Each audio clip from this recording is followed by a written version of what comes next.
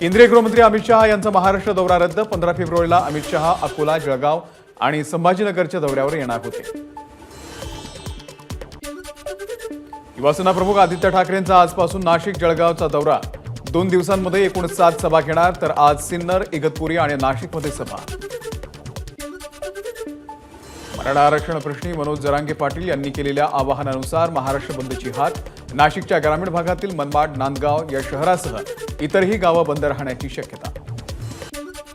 मराठा आरक्षणासाठी आज बीड जिल्हा बंद। महाराष्ट्र बंदचं पत्र सोशल मीडियावरती व्हायरल। सरकारनं तात्काळ अधिवेशन बोलावून अध्यादेशाची अंमलबजावणी करावी आणि सगळ्या सोयऱ्यांचा GR पारित करावा, मराठा बांधवांची मागणी।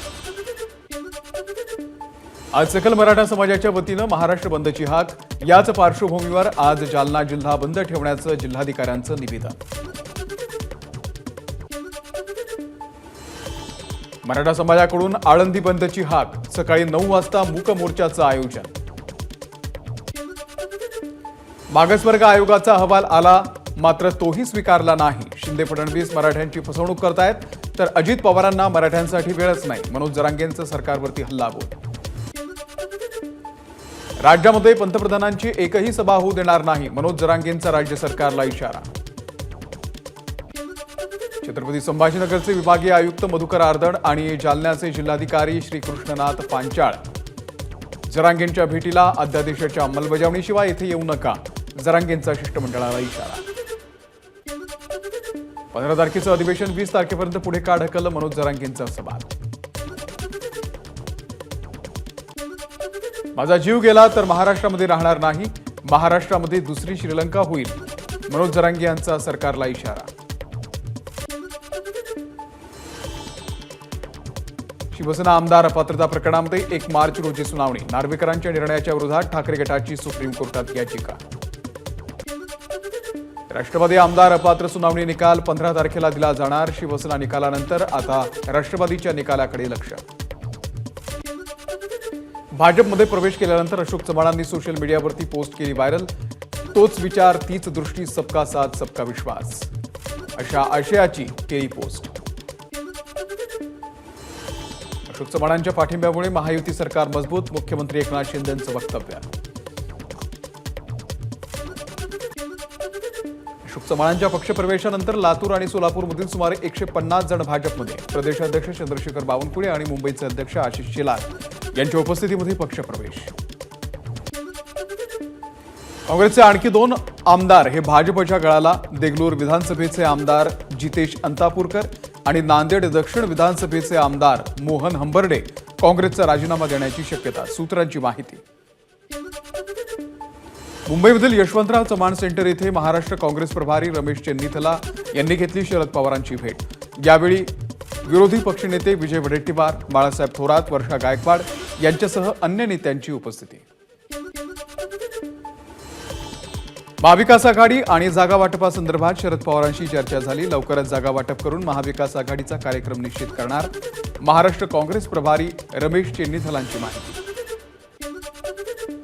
महाराष्ट्र काँग्रेस प्रभारी रमेश चेन्नीथला यांच्या उपस्थितीमध्ये काँग्रेस नेत्यांची बैठक। गांधी भवन इथे आयोजित या बैठकीला प्रदेशाध्यक्ष नाना पटोले, बाळासाहेब थोरात, पृथ्वीराज चव्हाण, विजय वडेट्टीवार यांच्यासह सर्व प्रमुख नेत्यांची उपस्थिती।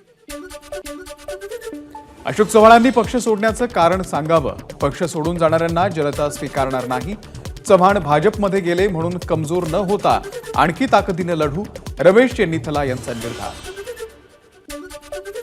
महाविकास आघाडीच्या वज्रमूठप्रमाणेच सभा यापुढे राज्यभरामध्ये होणार। शरद पवार, रमेश चेन्नीथला आणि काँग्रेस नेत्यांच्या बैठकीमध्ये महत्त्वाचा निर्णय। भ्रष्टाचारी भाजपमध्ये आला हा काँग्रेस आणि महाविकास आघाडीला नाही तर भाजपला धक्का। दुष्काळात शेतकऱ्यांच्या बांधावरती जाण्याच्या ऐवजी चव्हाण मोदींच्या दारी गेले, उद्धव ठाकरेंचा अशोक चव्हाणांवरती निशाणा। अशोक चव्हाणांनी भाजपमध्ये जाण्याच्या ऐवजी शेतकऱ्यांच्या बांधावरती जायला हवं होतं, उद्धव ठाकरेंचं वक्तव्य। भ्रष्टाचार करा आणि भाजपमध्ये या, ही मोदी गॅरंटी। ज्याचा जास्त घोटाळा त्याला मोठं पद, ही भाजपची भूमिका, उद्धव ठाकरेंची भाजपवर टीका। देशात एकाधिकारशाहीचा व्हायरस फैलावतोय, हुकुमशाहीच्या व्हायरसपासून 2 हात लांब रहा, उद्धव ठाकरेंचा भाजपवर निशाणा। मोदींची स्वप्न पूर्ण करायची ताकद भाजप नेत्यांची नाही, मोदींची स्वप्न पूर्ण करण्यासाठी इतर पक्ष फोडलाय, उद्धव ठाकरे यांचा भाजपला सवाल. मला नाही आबरू, मी कशाला घाबरू अशी भाजपची स्थिती. मुख्यमंत्र्यांचा पाव उपमुख्यमंत्री झाला तरी आनंदात, उद्धव ठाकरे यांची फडणवीसांवरती टीका. भाजप आता घाबरले, लोक त्यांना मतदान करतील की नाही म्हणून अशोक चव्हाणांसारखे मोठे नेते आपल्या पक्षात घेतले. आमदार रोहित पवार यांची भाजपवरती टीका. हे राज्य लोकांनी नाही तर ईव्हीएमनं जिंकून दिलं. ज्या दिवशी मतपत्रिकेवरती मतदान होईल तेव्हा भाजप ग्रामपंचायतही निवडून येणार नाही, संजय राऊत यांची टीका. अशोक चव्हाणांचं वाईट वाटतं, भाजपची दया येते. मोदींपासून फडणवीसांपर्यंत सगळ्यांनी चव्हाणांवरती आरोप केले, मग आता काय झालं, संजय राऊतांचा भाजपवरती सवाल. अशोक चव्हाण यांच्या भाजप प्रवेशानं काहीही फरक पडणार नाही. एका सदस्यावरती राज्यसभा अवलंबून नसते, एक नेता गेला तर दुसरा येईल, अंबादास दानवे यांची प्रतिक्रिया.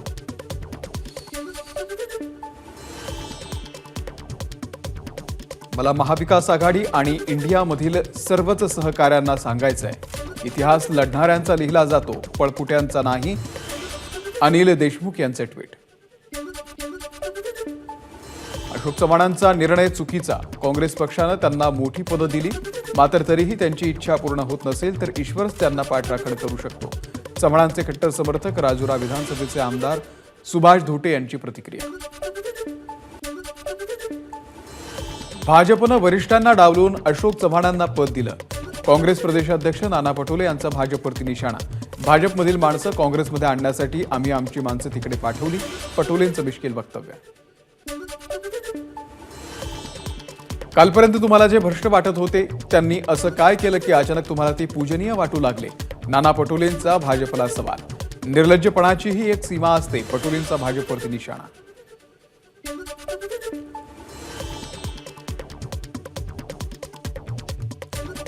जे चाललंय ते चुकीचं चाललेलं आहे. अशोक चव्हाणांवरती काहीतरी दबाव आहे. स्वायत्त संस्थांचा असा गैरफायदा कोणीही घेतला नव्हता, बाळासाहेब थोरात यांची भाजपवरती टीका. आताच्या परिस्थितीमध्ये कोणताही आमदार चव्हाणांच्या सोबत जाणार नाही, मात्र विधानसभा निवडणुकीच्या वेळी काय राजकीय परिस्थिती असेल सांगता येत नाही, काँग्रेसचे आमदार राजू पारवे यांचं सूचक विधान. अशोक चव्हाणांनी भाजपमध्ये प्रवेश केला असला तरी नांदेड महानगरपालिकेचे सर्व माजी नगरसेवक काँग्रेससोबतच राहणार. गांधी भवनमध्ये काँग्रेस नेत्यांची भेट घेऊन माजी नगरसेवकांचं आश्वासन.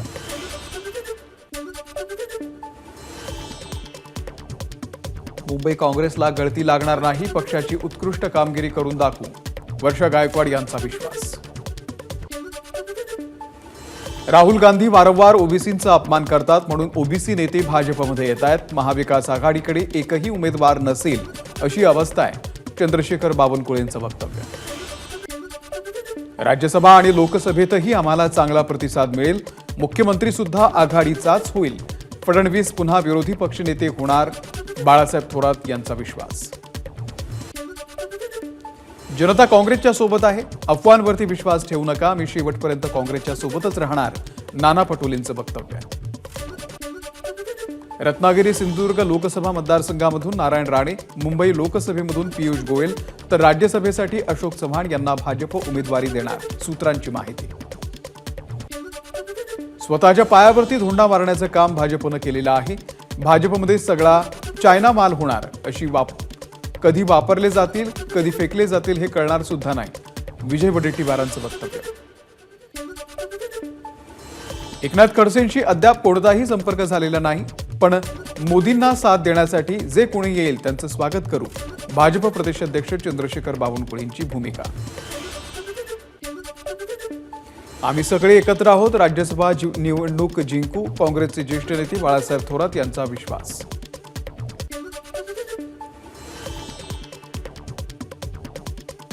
चव्हाणांच्या पक्षप्रवेशाचा निर्णय केवळ भाजपचा नसून महायुतीचा निर्णय आहे. आम्ही महायुतीच्या माध्यमामधून काम करतोय, त्यामुळे शिंदे गटामध्ये कोणतीही नाराजी नाही, राहुल शेवाळेंचं स्पष्टीकरण.